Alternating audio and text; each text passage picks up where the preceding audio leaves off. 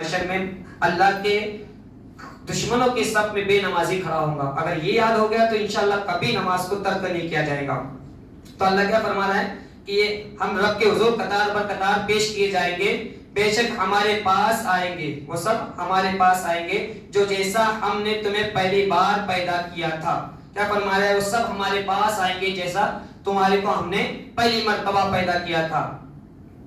بلکہ تم یہ گمان کرتے تھے کہ ہم تمہارے لیے ہرگز وعدے کے وقت مقرر ہی نہیں کریں گے.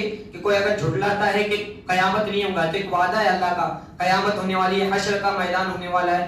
اگر ہم یہ جھٹلاتے تو یہ اللہ پہلے بتا دے رہا تھا کہ تم گمان ہی نہیں، تم یہ سوچ میں تھے کہ تمہارے لیے ہرگز وعدہ مقرر نہیں ہوگا. یعنی اللہ رب العزت نے وعدہ جو کیا ہے قیامت کا کہ تمہارے لیے وہ مقرر نہیں ہوگا. پھر آگے کیا فرماتا ہے اللہ رب العزت؟ وہ کرے تو وَوُضِعَ الْكِتَابُ فَتَرَى الْمُجْرِمِينَ مُشْفِقِينَ مِمَّا فِيهِ وَيَقُولُونَ يَا وَيْلَتَنَا مَا لِهَذَا الْكِتَابِ لَا يُغَادِرُ صَغِيرَةً وَلَا كَبِيرَةً إِلَّا أَحْصَاهَا وَوَجَدُوا مَا عَمِلُوا حَاضِرًا وَلَا يَظْلِمُ رَبُّكَ أَحَدًا. اور ہر ایک کے سامنے اعمال نامہ رکھ دیا جائے گا. ہر انسان کے آگے اپنا نامہ اعمال رکھ دیا جائے گا. سو آپ مجرموں کو دیکھیں گے، یعنی کوئی انسان مجرموں کو دیکھیں گا، ان کے گناہوں کو، اور مجرموں سے خوف زدہ ہوں گے جو اس کے اعمال نامہ میں درج ہو. یعنی خوف زدہ ہوا انسان دوسرے کے اعمال کو دیکھ کر کہ اس کا اتنا گناہ ہے، اس کا فلاں گناہ ہے، اس کا بھی ایک گناہ ہے.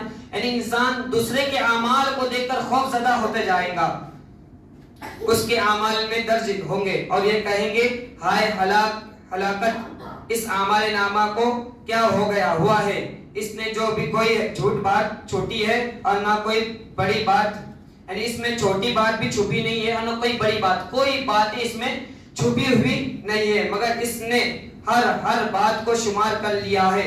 یعنی اللہ فرماتا ہے تو روزے محشر میں ایک دوسرے کی نیکیاں دیکھیں گے، اعمال دیکھتے رہیں گے، پھر اس کے بعد کیا کہیں گے؟ اس میں کوئی بات چھپی نہیں، نہ چھوٹی بات چھپی ہے نہ بڑی بات چھپی ہے. اس میں ہر لفظ ایک بار لفظ، یعنی جو کیسا ہے شمار، سب کچھ اس میں شمار ہو گیا ہے. اور جو کچھ کرتے رہے تھے حاضر پائیں گے. یعنی جو بھی کرتا رہا بندہ زندگی بھر، بچپن سے لے کر مرے تک، جو کچھ کرا اس نے سب اس میں حاضر پائیں گے، یعنی سب کچھ اس میں دکھے گا. اور آپ کے رب کسی پر ظلم نہ فرمائے گا.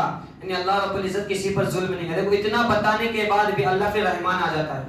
پھر کیا فرما رہا ہے؟ آپ کا رب کسی پر ظلم نہ فرمائے گا، یعنی ظلم نہیں فرمائے گا، یعنی کسی وجہ سے بنا ضرورت کے اس کے اوپر ظلم عذاب نہیں دے گا.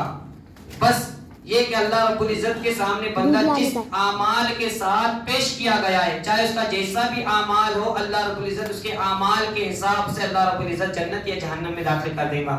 اور اس کے بعد اللہ رب العزت سب کو اپنے طرف سے بخشتا بھی رہے گا یا معاف بھی کرتا رہے گا. یا ظلم جس نے گناہ کیا وہ تو اللہ رب العزت کی مہربانی کرم نوازی کہ معاف کر دے یا معاف کر دے. کل ایک واقعہ سنے تھے اللہ کا، ایک دوسرا واقعہ ہے. حضور فرماتے ہیں کہ روزے محشر میں دو آدمی ہوں گے. ایک بھاگ، اللہ رب العزت دونوں کو کہیں گا کہ جاؤ جنت ہے، دونوں کو کہیں گا جہنم میں چلے جاؤ.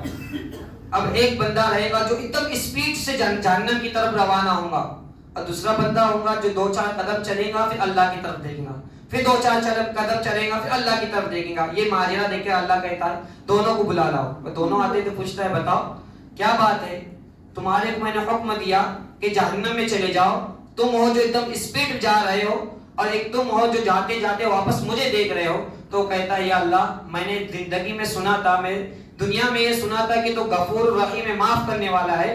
میں اس لیے جاتے جاتے اس لیے پیچھے پلٹ کر دیکھ رہا تھا کہ اللہ تجھے معاف کر دے، یا اللہ تجھے معاف کرنے والا تو معاف کر دے.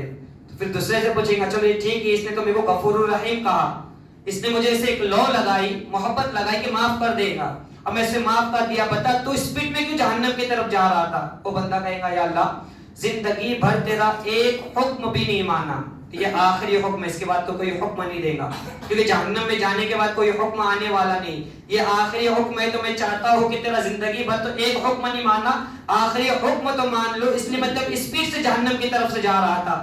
کہ اللہ رحمان پہ کہیں گا جاؤ کہ بندے تمہاری دونوں اداؤں کی وجہ سے میں تجھے معاف کر دیا ہوں. تو اللہ معاف کرنے والا بھی ہے. تو تمہارا اللہ تب ڈرا رہا ہے تو اس کے بعد یہ بھی تو کہہ رہا ہے کہ میں ظالم نہیں ہوں، میں تمہارے کو سزا نہیں دینا چاہتا ہوں. بتاؤ کیوں دینا چاہتا ہوں؟ تم میرے بندے ہو، تم میرا نام لیا ہو، کتنے مرتبہ تم میرے بندے تو ہو.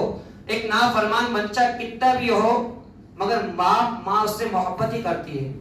تو اللہ کی جو دلیل کے لیے جو فرمایا گیا ہے کہ اللہ کتنی ماؤں سے زیادہ محبت کرتا ہے، 70 ماؤں سے زیادہ محبت رب کرتا ہے. اور ایک ماں کی محبت ایسی ہے تو آپ دیکھ لیجئے 70 ماؤں کی زیادہ محبت کتنی ہوں گی. ماں نے تو صرف جنم دیا، اللہ رب العزت نے پیدا کیا ہے، اصل پیدا کرنے والا رب کی ذات ہے، تو ایک ذریعہ ہے ماں. تو اللہ رب العزت غفور الرحیم ہے، تو اس کی رحمت ہے، غفور ہے، تو ہمیں اس کی طرف متوجہ ہونا ہے، رب کی طرف بارگاہ میں آنا ہے. اللہ رب العزت کی بارگاہ میں دعا ہے کہ اللہ رب العزت ہم سب کو اس کی بارگاہ میں اور اس کی رضامندی حاصل کرنے کی توفیق عطا فرمائے. بسم اللہ الرحمن